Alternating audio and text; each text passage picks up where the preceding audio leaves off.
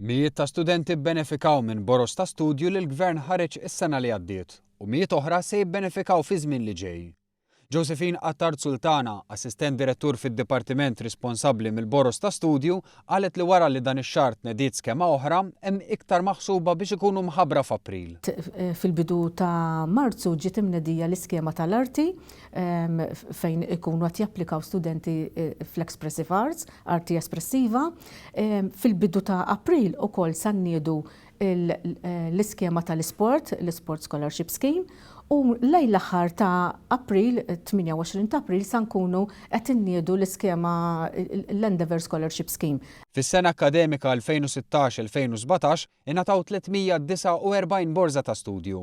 60 minnhom kienu għal dottorat, filwaqt li 289 ingħataw scholarships f'livell ta' masters. Attard Sultana spjegat kif il-Gvern investa ma' 3,500,000 euro fi skemi li biex jitħadmu issir analiżi bir-reqqa minn bordijiet maħtura apposta. Sultana spjegat kif ix-xjenza, it-teknoloġija, l-maniġġjar u s-servizzi finanzjarji kienu l-iktar oqsma li nħarġu boros ta' studju għalihom e kif id-domanda għal professjonisti f'dawn l-oqsma qed tkompli tikber. Attard Sultana spjegat kif il-boros ta' studju intrebħu kemm minn persuni li studjaw Malta u anke minn dawk li jażlu università barranija.